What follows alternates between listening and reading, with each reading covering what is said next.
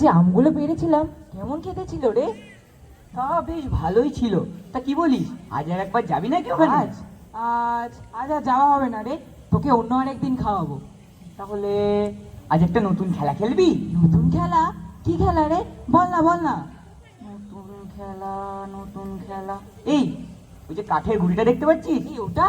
হ্যাঁ শোন, ওইটাকে গড়াতে গড়াতে চল নদীর ওই কোণে নিয়ে যাব। মুখুজ্জে মশাইয়ের লোকেরা যখন এসে ওটা খুঁজে পাবে না, তখন যে মজা হবে না। যা বলেছিস ফটি, আগের দিন কাছে আম পেরেছে বলে বাবাকে কি যা নয় তাই শুনে এসেছে। সে রাত্রে বাবা আমাকে যা ঠ্যাঙালো। কি রে মাখন, তুই আবার এখানে চড়ে বসলি কোন দুঃখে? এই মাখন নাম না, শান্তিতে একটু খেলতেও দিবি না নাকি? না, আমি নামবো না, আমি এখানেই বসে থাকবো।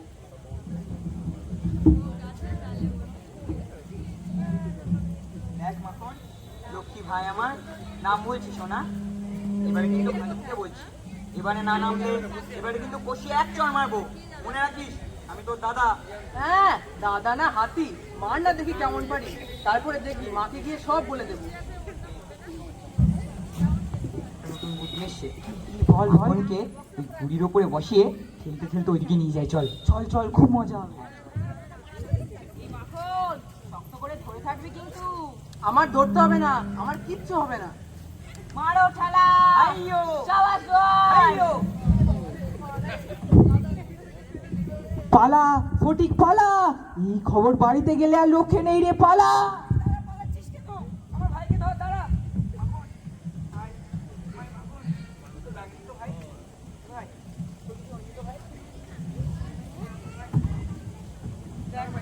দেখ মাকে গিয়ে আমি সব বলে দেবো, দেখ সব বলে দেবো। দাঁড়া ভাই, দাঁড়া, যাস না মাখন।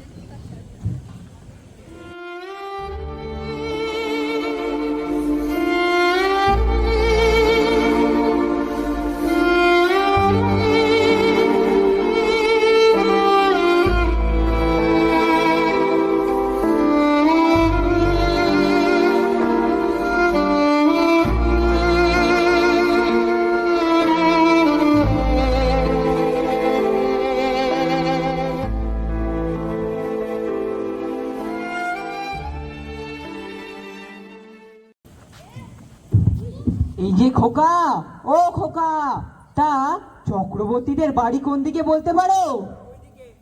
ওইদিকে? আরে ওইদিকে মানে কোন দিকে? আহ, এইটুকু ছেলে, তার আবার মেজাজ দেখো।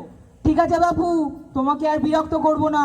দেখি যদি সামনে কারো দেখা পাই, তাকেই না হয় জিজ্ঞেস করব।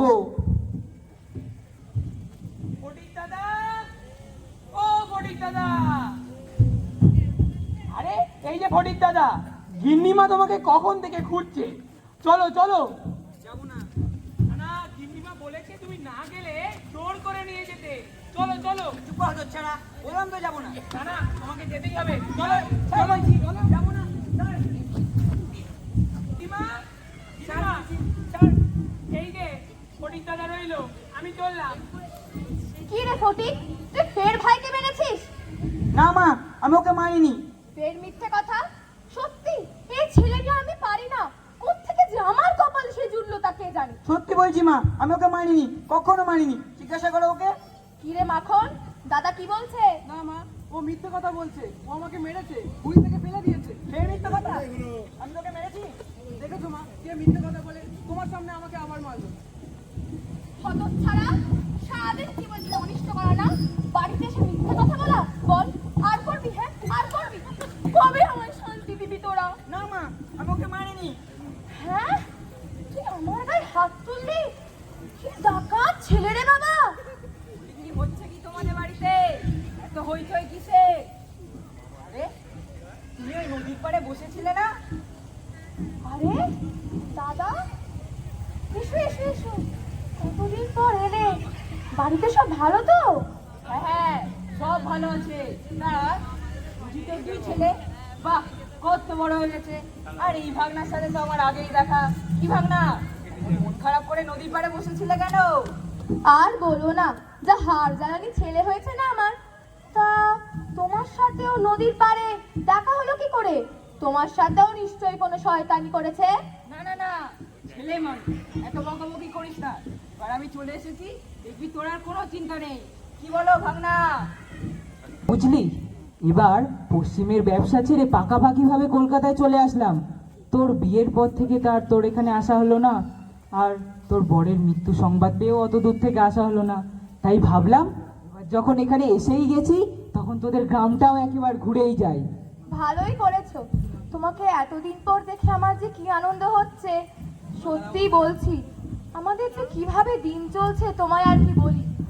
আজকের দিনে এই দুই ছেলেকে মানুষ করা কি মুখের কথা নাকি? নেহা, ফটিকের বাবার জমানো কিছু টাকা কড়ি ছিল।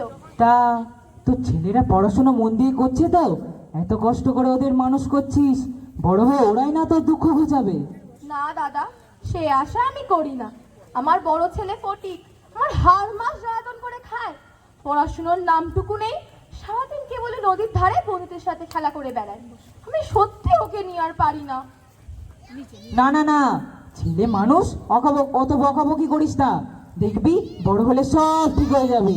না দাদা, তুমি জানো না, ও একটা আস্ত ডাকাত।